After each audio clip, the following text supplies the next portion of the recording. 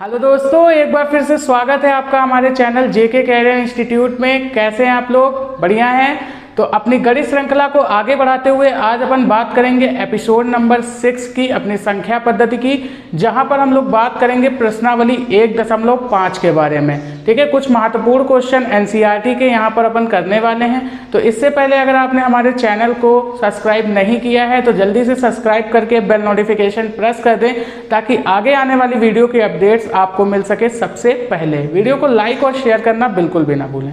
तो बिना time waste किए हुए अपन स्टार्ट करते हैं प्रश्नावली 1.5 का पहला क्वेश्चन, जहां पर हमसे बोला जा रहा है बताइए नीचे दी गई संख्याओं में से कौन कौन परिमेय हैं और कौन कौन अपरिमेय हैं। ठीक है, हमको कुछ संख्याएं दी हुई हैं। देखिए, जैसा कि आप लोग यहां पर देख पा रहे होंगे, इनमें से हमको बताना है कि कौन सी संख्याएं हमारी परिमेय हैं और कौन सी संख्याएं हमारी अपरिमेय हैं। ठीक है, तो हमने अपने प्रीवियस वाले लेक्चर्स में आपको बता रखा है कि परिमेय संख्याएं क्या होती हैं और अपरिमेय संख्याएं क्या होती हैं। तो अगर आपने हमारा प्रीवियस लेक्चर नहीं देखा है तो सबसे पहले आप उसको वॉच कीजिए, जिसकी लिंक आपको डिस्क्रिप्शन में मिल जाएगी। ठीक है, देन अगेन ये लेक्चर आप वॉच कर सकते हैं। चलिए, तो यहाँ पर हम लोग देखते हैं पहला क्वेश्चन। जैसे हमको दिया हुआ है 2 - √5, ये हमसे पूछ रहा है कि ये नंबर हमारा परिमेय है या अपरिमेय, मतलब रैशनल नंबर है या फिर इरेशनल नंबर है। तो हमको पता है कि 2 हमारा क्या है, एक परिमेय संख्या है। ठीक है, और √5 हमारी क्या है, एक अपरिमेय संख्या है। ये हमने पहले बता रखा है ना। परिमेय संख्याएं वे जिनको p/q के फॉर्म में लिखा जा सकता है, जहाँ p और q पूर्णांक होते हैं।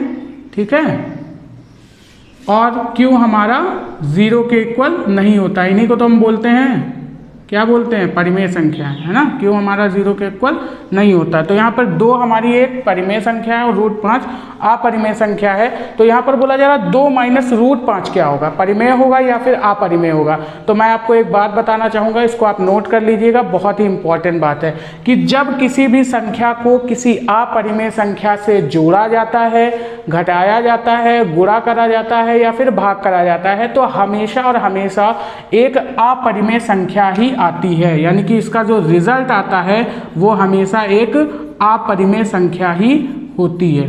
ठीक है, तो ये बात आप लोग ध्यान करके अपने नोट्स में लिख लीजिए। ठीक है, ताकि आपको याद रहे और इस टाइप का क्वेश्चन जब भी आए आप आसानी से कर सकें। तो यहाँ पर परिमेय संख्या 2 है और इसमें से एक अपरिमेय संख्या को हम क्या कर रहे हैं, घटा रहे हैं। तो प्रॉपर्टी ये कहती है कि इसका जो आंसर आएगा वो क्या आएगा, एक अपरिमेय संख्या ही आएगा। यानी आप अपने उत्तर में लिख सकते हैं कि 2 - √5 एक अपरिमेय संख्या है। ठीक है, एक अपरिमेय संख्या है।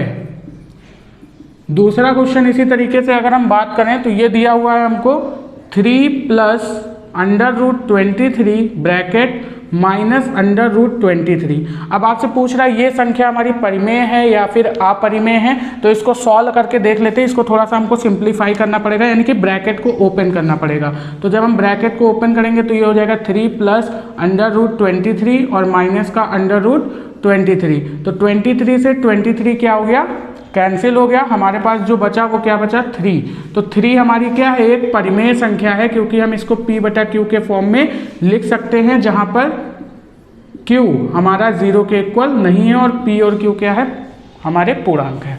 ठीक है, इतनी बात आपको समझ में आई? अच्छा लग रहा है? देखिए कितने इजी क्वेश्चन है। यहाँ पर आपको इसी टाइप से इजी क्वेश्चन पूछता है पेपर में। ठीक है, तो 2 √7 अपॉन में 7 √7, ये हमारा तीसरा क्वेश्चन है। इसको भी सॉल्व करके देख लेते हैं। अच्छा देखिए, ये बटे में है तो √7 कैंसिल हो जाएगा और यहाँ पर हमारे पास 2/7 बचेगा। और 2/7 हमारा क्या है, p/q के फॉर्म में है, यहाँ p और q पूर्णांक है, q हमारा 0 के इक्वल नहीं है। तो ये कहीं ना कहीं क्या होगी, हमारी एक परिमेय संख्या होगी, यानी कि परिमेय संख्या है। ठीक है, समझ में आ गया आप लोगों को? कोई दिक्कत? मज़ा आ रही है वीडियो में? मज़ा आ रही है तो वीडियो को लाइक करिए और जल्दी से शेयर कीजिए अपने दोस्तों में।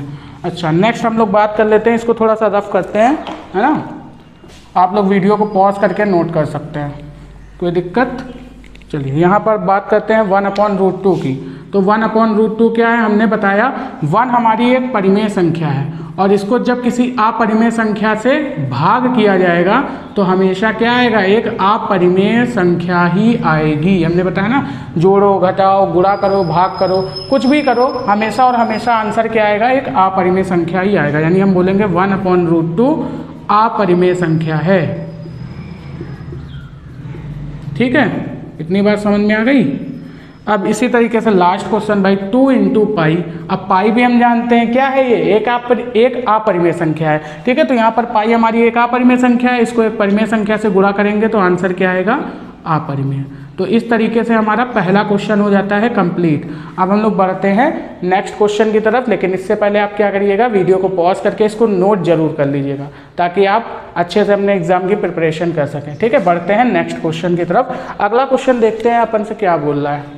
ठीक है, इसको रफ करते हैं। चलिए नेक्स्ट क्वेश्चन की अपन बात करते हैं। तो ये बोल रहा है निम्नलिखित व्यंजकों में से प्रत्येक व्यंजक को सरल कीजिए। अब आपको कुछ क्वेश्चंस दिए हुए हैं, उनको आपको क्या करना है, सिंप्लीफाई करना है। जैसे पहला क्वेश्चन आपको दिया हुआ है 3 + √3, ठीक है, और 2 + √2, ये आपको दिया हुआ है। सेकंड क्वेश्चन आपको दिया हुआ है √5 + √2 का होल स्क्वायर। थर्ड क्वेश्चन आपको दिया हुआ है 3 + √3 का, ठीक है, 3 + √3 एक ब्रैकेट में और 3 - √3 एक ब्रैकेट में, ये आपको थर्ड है। फोर्थ क्वेश्चन आपको दिया है √5 - √2, ठीक है, एंड √5 + √2, ये आपको क्वेश्चंस दिए हुए हैं और आपसे बोल रहा है इनको क्या करना है, आपको सरल करना है। इन व्यंजकों को क्या करना है, सरल करना है। तो किस तरीके से आप इनको सरल करेंगे, ये देखिए। तो आपने बचपन में 7th 8th के स्टैंडर्ड में कुछ फॉर्मूलाज पढ़े होंगे, मैं आपको रिवाइज कराता हूँ, देखिएगा ध्यान से। ठीक है, बचपन में आपने पढ़ा है a + b, अगर आपको दो कोई नंबर्स दिए हों और उनका होल स्क्वायर हो तो आपका जो फॉर्मूला आता था वो क्या आता था, a² + का b² + का 2ab, या फिर इसी को आपने पढ़ा होगा a² + 2ab + b², इस तरीके से। दोनों में से आप कोई एक भी लिख सकते हैं। ठीक है, और इसके बाद आपने पढ़ा होगा a - b का होल स्क्वायर। ठीक, ये क्या होता है, a² - 2ab या फिर b² प्लस का। ठीक, और यहाँ से आप इसको इस तरीके से भी लिख सकते हैं, a² + b² - 2ab। ठीक है, तो ये कुछ फॉर्मूले हैं हमारे जो आपने बचपन में पढ़ रखा है, पढ़ा है, नहीं पढ़ा है तो यहाँ पे पढ़ लीजिए। a - b एक ब्रैकेट में और a + b अगर एक ब्रैकेट में इस तरह दिख रहा है तो इसको हम लिख सकते हैं a² - b²। एक हमारा a हमारा एक नंबर है, b हमारा एक नंबर है। अगर एक ब्रैकेट में इस तरह दिखता है, दूसरे ब्रैकेट में इस तरह लिखता है तो हम इसको इस तरीके से लिख सकते हैं। ये हमारे कुछ फॉर्मूलाज हैं, और भी फॉर्मूले होते हैं जैसे a + b का होल क्यूब, लेकिन यहाँ पे अभी हमको इन्हीं तीनों में से कुछ फॉर्मूले की नीड पड़ेगी तो मैंने यहाँ पे ये 3 फॉर्मूले लिख दिए हैं। ठीक है, अब देखिए यहाँ पर अगर बात करें पहले क्वेश्चन की, तो फर्स्ट क्वेश्चन हमसे बोल रहा है 3 + √3 और 2 + √2। ठीक है, तो इसको हम लोग कैसे करेंगे, देखिए 3 + √3 और 2 + √2, ये हमको दिया हुआ है। तो यहाँ पर देखिए, अगर हम थर्ड वाले फॉर्मूले की बात करें, a² - b² = a + b एक ब्रैकेट में, a - b एक ब्रैकेट में, तो यहाँ पर देखिए ये हमारा a हो गया, ये हमारा b हो गया। तो यहाँ पर ये फॉर्मूला कब अप्लाई होगा, जब एक ब्रैकेट में a + b हो। अगर हम इसको a मानते हैं, इसको b मानते हैं, तो यहाँ पर भी a b होना चाहिए जैसा कि नहीं है, और एक ब्रैकेट में ये माइनस होना चाहिए, यहाँ पे प्लस है, तो ये वाली क्वांटिटी तो नहीं लगेगी मेरी, ये वाली आइडेंटिटी हमारी नहीं लगेगी। ठीक है, अब यहाँ पर अगर हम बात करें तो इसको हम किस तरीके से सॉल्व करेंगे, तो नॉर्मल तरीके से ही सॉल्व करेंगे। देखिए कैसे, 3 का मल्टीप्लाई ऐसे करेंगे। आपने ये बचपन में पढ़ा होगा ना कि अगर 2 ब्रैकेट आपको इस तरीके से दिए हैं तो कैसे सॉल्व करेंगे। पहले एक नंबर को उठाएंगे, इसका इससे करेंगे और इसी का इससे मल्टीप्लाई करेंगे, देन फिर दूसरे वाले नंबर का इससे और फिर इसका इससे, इस तरीके से सब मल्टीप्लाई करते हैं। तो देखिए पहले 3 का 2 से करेंगे तो 6 होगा, 3 का √2 से करेंगे तो प्लस का 3√2 होगा। ठीक है, और फिर इसका जब इससे करेंगे तो हो जाएगा प्लस का √3 × 2, या फिर इसको हम लिख सकते हैं 2 √3। ठीक है, और इसके बाद हमारा जब √2 का √3 से करेंगे तो हो जाएगा √6।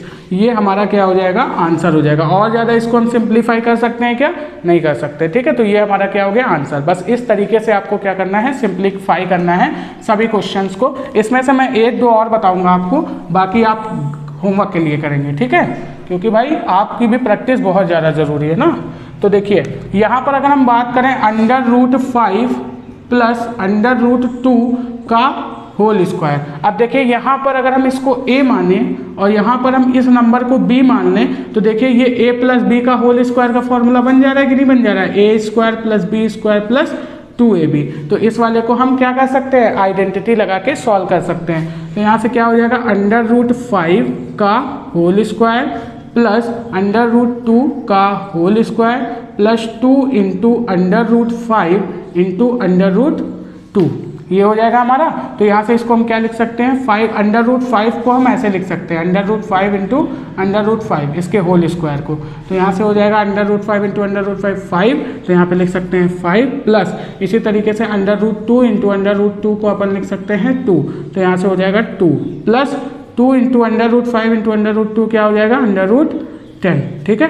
तो यहाँ से हमारा आंसर क्या आ जाएगा 7 प्लस 2 √10, ये हमारा क्या हो गया आंसर। बात समझ में आ गई आपको, इतनी कोई दिक्कत नहीं, ठीक है। चलिए तो यहाँ पर इसी तरीके से ये एक क्वेश्चन दिया हुआ है आपको थर्ड वाला और ये क्वेश्चन दिया है आपको फोर्थ वाला। इसमें देखिए अगर आप ध्यान से देखें तो इन दोनों क्वेश्चन में एक आइडेंटिटी लग रही है, a square minus b square is equal to a plus b और a माइनस बी वाली। तो इसको आप होमवर्क में सॉल्व कर सकते हैं, है ना। हम लोग बढ़ते हैं नेक्स्ट क्वेश्चन की तरफ। समझ में आ गई आपको, बस यही आपको आइडेंटिटी लगानी। देखिए एक ब्रैकेट में आपको a प्लस बी दिख रहा है और दूसरे ब्रैकेट में आपको a माइनस बी दिख रहा है, तो आप ये वाली आइडेंटिटी लगा के सॉल्व कर सकते हैं, ठीक है। चलिए तो बिना टाइम वेस्ट किए जल्दी जल्दी से आगे बढ़ते हैं और अपने नेक्स्ट क्वेश्चन को देखते हैं। बहुत इंपॉर्टेंट क्वेश्चन है और ये जो प्रश्नावली है ये बहुत ज़्यादा इंपॉर्टेंट है आपके एग्जाम पॉइंट ऑफ व्यू से। इसमें से क्वेश्चन ज़्यादातर पूछे जाते हैं, ठीक है, मतलब 1-2 क्वेश्चन आएंगे ही आएंगे इस एक्सरसाइज से, इस टाइप के जो मैं अभी करवा रहा हूँ, ठीक है। चलिए तो नेक्स्ट क्वेश्चन की तरफ अपन आगे बढ़ते हैं। नेक्स्ट क्वेश्चन हमसे बोल रहा है क्वेश्चन नंबर 3। आपको याद होगा कि पाई को एक वृत्त की परिधि मान लीजिए C और उसके व्यास मान लीजिए D के अनुपात से परिभाषित किया जाता है। अर्थात वो बोल रहा है कि पाई को हम ऐसा लिख सकते हैं C/D, ठीक है। बहुत इंपॉर्टेंट क्वेश्चन है, अच्छा क्वेश्चन है समझने के लिए। यह इस तथ्य का अंतर विरोध करता है कि पाई एक अपरिमेय संख्या है। इस अंतर विरोध का निवारण आप किस प्रकार करेंगे। देखिए बहुत ही बढ़िया सा क्वेश्चन है, ठीक है, कॉन्सेप्ट वाला क्वेश्चन है, तो ध्यान से समझिए। हमने पढ़ रखा है कि पाई हमारी क्या है, एक अपरिमेय संख्या है ना।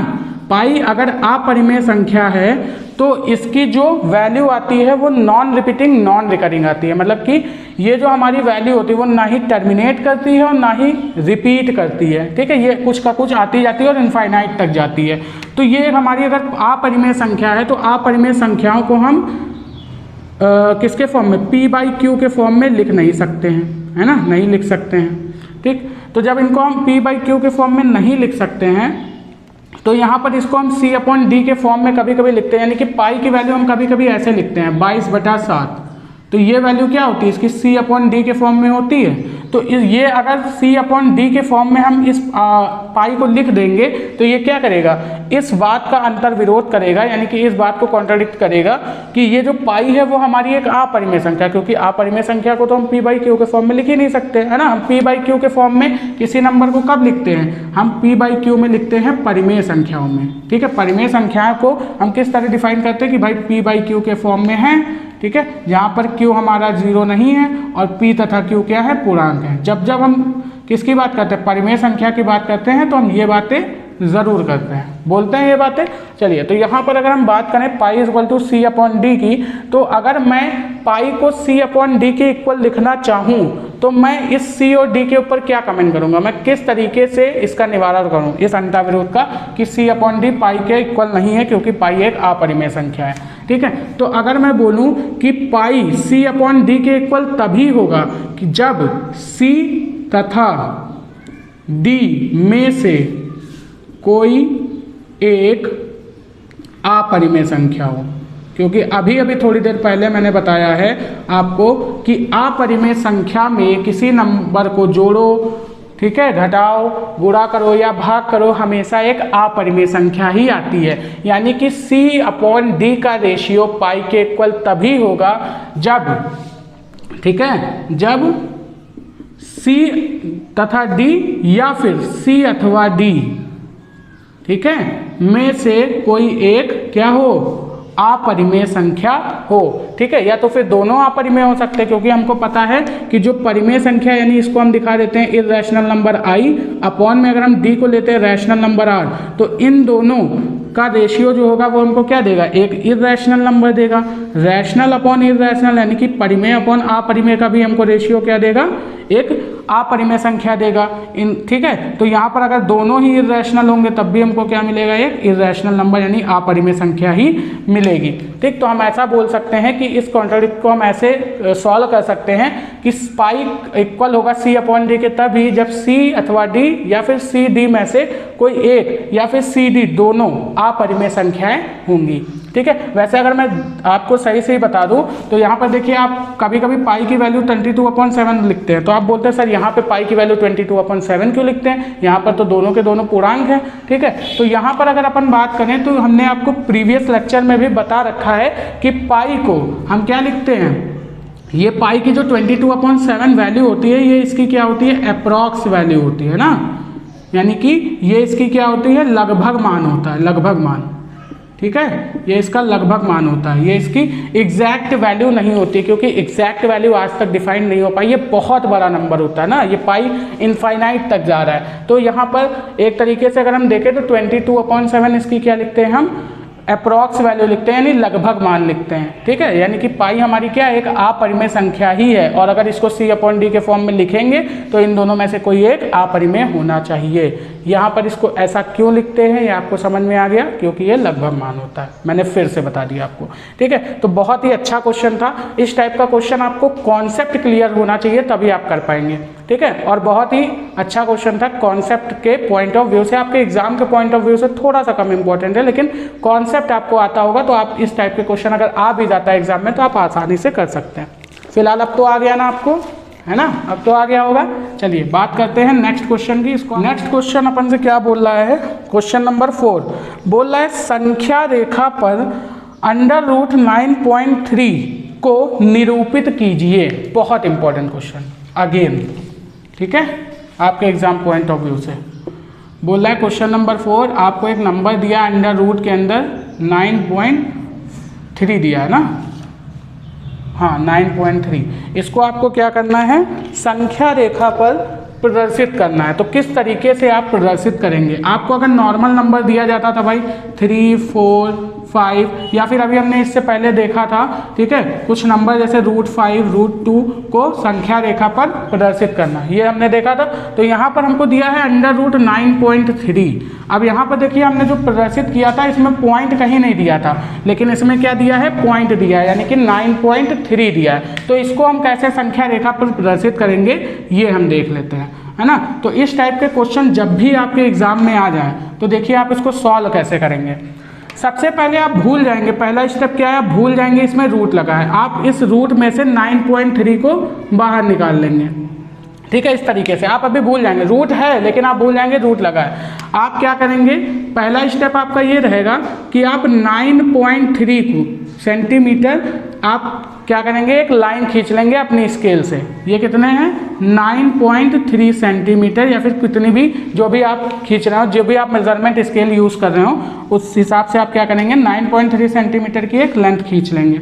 अब इसके बाद क्या करेंगे, आपका दूसरा जो स्टेप होगा उसमें आप क्या करेंगे कि आप इसको 1 यूनिट या फिर ऐसा बोल सकते हैं कि 1 सेंटीमीटर आप और एक्स्ट्रा बढ़ा देंगे। देखिए 9.3 सेंटीमीटर हमारी A से लेके B तक है, और ये हमने क्या किया, C तक 1 सेंटीमीटर इसको और बढ़ा दिया। ठीक है, अब जब हमने इसको और बढ़ा दिया तो ये टोटल हमारी लेंथ आ गई, ये कितनी आ गई, 10.3 सेंटीमीटर। ठीक है, अब हमने क्या किया, A से लेके C तक हमने कंपास का यूज़ किया। अब हमने लिया प्रकार और उसका यूज़ करके हमने क्या किया, A से लेके C तक की डिस्टेंस मेजर की, और उस डिस्टेंस का यानी कि उस डाया का हमने क्या किया, एक सेमी सर्कल इस तरीके से ड्रॉ कर दिया। ठीक है, हमने इस तरीके से एक सेमी सर्कल ड्रॉ कर दिया, यानी कि अर्धवृत्त ड्रॉ करा। अब जब हमने अर्धवृत्त इस तरीके से बनाया, अब देखिए थर्ड स्टेप क्या करेंगे, दोनों स्टेप आपको समझ में आ गए। अब थर्ड स्टेप हम लोग क्या करेंगे, यहाँ पर देखिए यहाँ पर हमने देखा कि भाई ये हमारी क्या हो गई, अगर हम इसको इस डाया का यानी 10.3 सेंटीमीटर डाया का हमने क्या किया है, एक अर्धवृत्त बनाया है, तो यहाँ पर ये क्या हो जाएगा, इसका डाया हो जाएगा। और डाया का जब हम लोग आधा करेंगे तो हमको मिलेगा क्या, इसका सेंटर। और हमने मान लिया इसका सेंटर क्या है, ये, यानी कि 10.3 का जब हम आधा करेंगे तो हमारे पास क्या आएगा, 10.3 का आधा करेंगे तो आएगा 5.15। ठीक है, ये हमको मिलेगा। यानी कि ये अगर हम पॉइंट P मानते हैं तो P से लेके C तक की जो डिस्टेंस मिलेगी वो हमको क्या मिलेगी, 5.15। इतनी बात आपको समझ में आ गई, कोई दिक्कत? तो ये हो गई हमारी क्या, रेडियस R। ठीक, अब यहाँ पर अगर अपन बात करें तो देखिए हम नेक्स्ट स्टेप क्या करेंगे, B पॉइंट से, ठीक है, एक परपेंडिकुलर ड्रॉ करेंगे। B पॉइंट से हम क्या करेंगे, एक लंब इस तरीके से खींचेंगे। ठीक है, और 90 डिग्री का एंगल बनाना सबको आता है, नहीं आता है? चलिए मैं बता देता हूँ 90 डिग्री का एंगल कैसे बनता है। आप कोई ऐसे लाइन खींचते हैं, ठीक है, कोई भी आप कितनी भी लेंथ की लाइन खींच लीजिए। उसके बाद आप क्या कीजिए, कंपास लेकर आप कितना भी प्रकार खोलकर, ठीक है, आप क्या करेंगे, इस तरीके से आर्क लगा देंगे। ठीक है, और उसके बाद आप यहाँ पे कंपास रख के ऐसे आर्क लगाएंगे, ऐसे, फिर यहाँ पे कंपास रख के ऐसे आर्क लगाएंगे, फिर इन दोनों का इंटरसेक्शन ले लेंगे इस तरीके से। ठीक है, और जहाँ पे ये कट कर रहा होगा उसको आप मीट कर देंगे, ये एंगल आपका क्या बन जाएगा, 90 डिग्री। तो इस तरीके से आप 90 डिग्री एंगल को फॉर्म कर सकते हैं। ठीक है, तो यहाँ पर हमने क्या बना दिया, एक परपेंडिकुलर, और इस P से लेके इस वाले पॉइंट को हमने क्या करा दिया, मीट करा दिया। ठीक, जब हमने इस वाले पॉइंट को मीट करा दिया तो ये जो बची हुई P से लेके B तक की डिस्टेंस है ये कितनी आएगी हमारी, आप बता सकते हैं? भाई ये पूरी डिस्टेंस हमारी 5.5 है, यानी P से लेके C तक की जो डिस्टेंस है वो 5.5 है। ठीक है, तो P से लेके B तक की डिस्टेंस कितनी होगी, तो अगर हम पूरी डिस्टेंस 5.15 में से इतनी डिस्टेंस को माइनस कर देते हैं यानी 1 को, तो ये हमारी क्या आ जाएगी, ठीक है, ये वाली PB की डिस्टेंस आ जाएगी। भाई हम अगर लिखना चाहें तो ध्यान से देखिएगा, PB को हम क्या लिख सकते हैं, PC माइनस, सॉरी हाँ, PB को हम लिख सकते हैं PC माइनस BC, ये लिख सकते हैं। तो PC की वैल्यू कितनी है भाई, 5.15, और BC की वैल्यू कितनी है, 1। तो स्क्वायर से जब सब्ट्रैक्ट करेंगे यानी माइनस करेंगे तो 4.15 आएगा। अब देखिए यहाँ से हम क्या करेंगे, भाई हमको बेस मिल गया, और उसके बाद हमको पता है कि P से लेके C तक की डिस्टेंस 1.5 है, और सर्कल के अंदर, वृत्त के अंदर जो रेडियस होती है उसके सेंटर से वो हर एक सरकमफ्रेंस के हर एक पॉइंट के बराबर हो, यानी इसकी जो परिधि होती है उस पर अगर हम कोई भी बिंदु ले लें तो उसके सेंटर से जो रेडियस होती है वो हमेशा क्या होती है, बराबर होती है। ठीक है, तो अगर ये हमारी P से लेके C तक की जो दूरी 5.5 है तो यहाँ पे भी जो इसकी दूरी आएगी वो क्या आएगी, 5.15 आ जाएगी। बात आपको इतनी समझ में आती है, कोई दिक्कत? तो यहाँ पर आपको बेस मिल गया, परपेंडिकुलर यानी कि आधार मिल गया, और कर्ण मिल गया। अब यहाँ पर जो इम्पोर्टेंट बात है वो हम क्या यूज़ करेंगे, तो यहाँ पर हम यूज़ करेंगे एक थ्योरम जिसका नाम है पाइथागोरस थ्योरम। ठीक है, पाइथागोरस परिमेय। ठीक है, तो पाइथागोरस परिमेय हमसे क्या बोलता है, ध्यान से देखिए। ठीक है, हमने आपको पहले भी बता रखा है पाइथागोरस परिमेय, ये परिमेय कहता है कि अगर आपके पास कोई समकोण त्रिभुज है, समकोण त्रिभुज जानते हैं जिसका एक एंगल या एक कोण 90 डिग्री का होता है, उसे हम बोलते हैं समकोण त्रिभुज। ठीक है, तो अगर आपके पास कोई समकोण त्रिभुज है तो इसमें आधार ये होता है, ठीक है, और 90 डिग्री जो बनाता है वो क्या होता है, लंब होता है। ठीक है, और ये जो तुम्हारी सबसे बड़ी भुजा होती है इसको हम कर्ण बोलते हैं। तो पाइथागोरस थ्योरम ये कहती है हमसे कि कर्ण का स्क्वायर यानी कर्ण का वर्ग करो, ये बराबर होता है आधार के वर्ग के और प्लस लंब के वर्ग के। यानी कि अगर आपको दो भुजाएं पता हैं तो आप तीसरी भुजा इस तरीके से ज्ञात कर सकते हैं, यानी कि इस पाइथागोरस परिमेय का यूज़ करके आप तीसरी भुजा ज्ञात कर सकते हैं। तो देखिए यहाँ पर हमको क्या क्या चीज़ें पता है, अगर हम देखें तो ये 90 डिग्री है, ये हो गया हमारा लंब, ये हो गया हमारा कर्ण सबसे बड़ी भुजा, और ये हो गई हमारी P से लेके B तक आधार। ठीक है, तो हमको आधार पता है, कर्ण पता है और लंब नहीं पता है। तो भाई दो संख्याएं हमको पता है, आधार और कर्ण। ठीक है, तो हम इस थ्योरम का यूज करके क्या कर सकते हैं, लंब की वैल्यू निकाल सकते हैं। तो यहाँ पर अगर हमको लंब की वैल्यू निकालनी है तो हम क्या लिखेंगे, लंब का स्क्वायर बराबर, ठीक है, कर्ण का स्क्वायर माइनस आधार का स्क्वायर, ये लिख सकते हैं। तो यहाँ से हम कर्ण की वैल्यू रखेंगे 5.15 का होल स्क्वायर माइनस का आधार की वैल्यू कितनी है 4.15 का होल स्क्वायर, और ये हो जाएगा लंब का स्क्वायर। तो जब हम इसको सॉल्व करेंगे यानी कि यहाँ से हम क्या करेंगे, स्क्वायर हटा के यहाँ रूट लगाएंगे, तो इसको सॉल्व करने पे जो आंसर आएगा लंब का वो क्या आएगा, ये जो आंसर आएगा हमारा ये आ जाएगा 9.3। ठीक है, ये हमारी लेंथ कितनी आ जाएगी, 9.3 आ जाएगी, वो भी किस में, अंडर रूट में। ठीक है, ये किस में आ जाएगी हमारी, अंडर रूट में आ जाएगी। ठीक है, तो यहाँ पर जो लंब की वैल्यू आ गई हमारी वो क्या आ गई, अंडर रूट 9.3। अब क्या इसको हम संख्या रेखा पर अभी दिखा पाए, नहीं दिखा पाए भाई, अभी तो हमने ये लंब की वैल्यू निकाली है ना, अभी हमने इसको इस रेखा पर दिखाना है। ये जो संख्या रेखा हमने बनाई है, ये स्केल से हमने जो संख्या रेखा बनाई है, यहाँ पे आप मेजरमेंट कर लीजिएगा इस तरीके से। ठीक है, तो ये कितना 1 2 3 4 5 6 7 8 और 9, और यहाँ पर कहीं आ रहा था 9.3 बी पॉइंट पे। अब हमने क्या किया, 1 सेंटीमीटर और बढ़ाया, तो ये हो गया 10, है ना। अब इसको हम थोड़ा सा और एक्सटेंड करते हैं, थोड़ा सा हमने क्या किया और एक्सटेंड कर लिया, मान लो ये 11 है, ये 12 है, ये 13 है। ठीक है, इस तरीके से हमने इसको एक्सटेंड कर लिया। अब यहाँ पर हम क्या करेंगे, लास्ट स्टेप संख्या रेखा का, कि हम अब कंपास लेंगे और कंपास की निडल को यहाँ रखेंगे और इससे ये वाली डिस्टेंस क्या कर लेंगे, इस तरीके से मेज़र कर लेंगे। ठीक है, ये हमारी कंपास का हमने ऐसे रखा और ये वाली डिस्टेंस हमने मेज़र कर ली।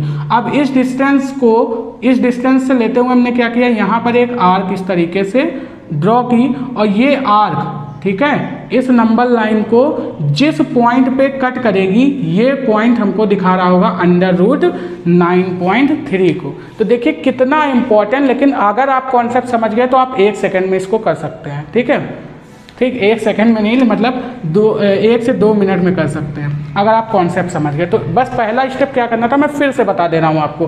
पहला स्टेप आपको क्या करना था कि जब भी आपको ऐसा नंबर दिया हो तो आप पहले रूट में से इस नंबर को बाहर निकाल लेंगे, 9.3 सेंटीमीटर की स्केल से एक क्या करेंगे, लाइन ड्रॉ करेंगे, फिर 1 सेंटीमीटर अपने मन से आप बढ़ा देंगे या 1 यूनिट आप बढ़ा देंगे।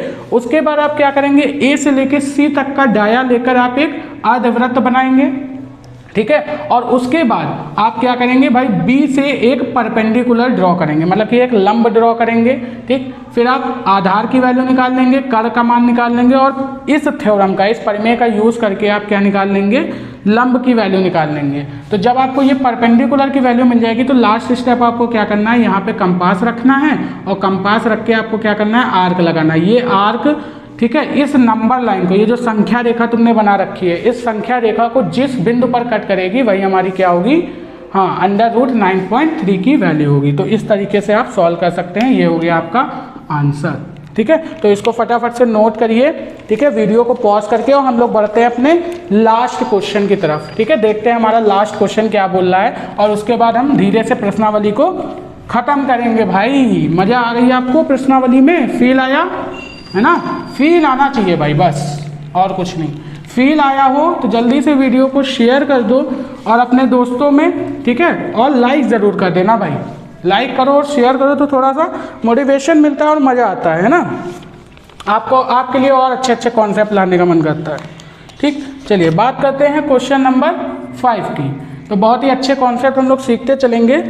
ठीक, क्वेश्चन के साथ साथ हम लोग कई सारे कॉन्सेप्ट सीख चुके हैं और हमारा जो ये, ठीक है, चैप्टर है, ये एंडिंग पे आ चुका है। तो यहाँ पर बात करते हैं हम लोग, निम्नलिखित हरों का परिमेयकरण कीजिए। यानी कि आपको क्या दिया हुआ है, भिन्न में कुछ संख्याएं दी हुई हैं और उनका क्या करना है, आपका परिमेयकरण करना है, मतलब कि उनके हरों को आपको परिमेय संख्या के रूप में बदलना है।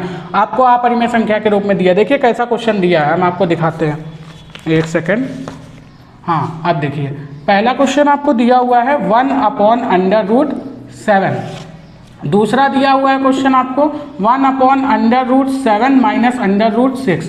तीसरा क्वेश्चन आपको दिया हुआ है 1/√5 प्लस √2। ठीक है, और चौथा क्वेश्चन आपको दिया हुआ है 1/√7 माइनस 2। आपको इसको क्या करना है भाई, परिमेयकरण करना है। तो देखिए इसमें से 1 या 2 क्वेश्चन मैं बताऊंगा, बाकी आपको होमवर्क करना है। ठीक है भाई, होमवर्क भी देना ज़रूरी है ना, क्योंकि जब तक आप अपना हाथ नहीं चलाओगे तब तक मैं कितना भी समझा दूँ, मज़ा थोड़े आएगा भाई। फील आनी है तो आपको क्या करना पड़ेगा, अपने मन से भी प्रैक्टिस करनी पड़ेगी। और आपको जिस बुक से इस क्वेश्चन को, आपको इस प्रश्नावली को पढ़ने के बाद जिस बुक से इस टाइप के क्वेश्चन मिल जाए आप उस बुक से लगाइए, क्योंकि जितनी ज़्यादा आप प्रैक्टिस करेंगे उतना ही ज़्यादा मजा आएगा मैथ को पढ़ने में और उतना ही अच्छा कॉन्सेप्ट आपका क्लियर होगा। ठीक है, तो अगर हम बात करें पहले क्वेश्चन की, तो पहला क्वेश्चन बोल रहा है हमसे 1/√7 बोल रहा है इसका आपको क्या करना है, इसके हर का परिमेयकरण करना है। ठीक है, परिमेयकरण का मतलब है कि इसके हर को हमको परिमेय संख्या बनाना है, क्योंकि अभी √7 है यानी रूट के अंदर परफेक्ट स्क्वायर नहीं है, तो ये हमारी एक अपरिमेय संख्या है। इसको हम परिमेय संख्या में कैसे बदलेंगे।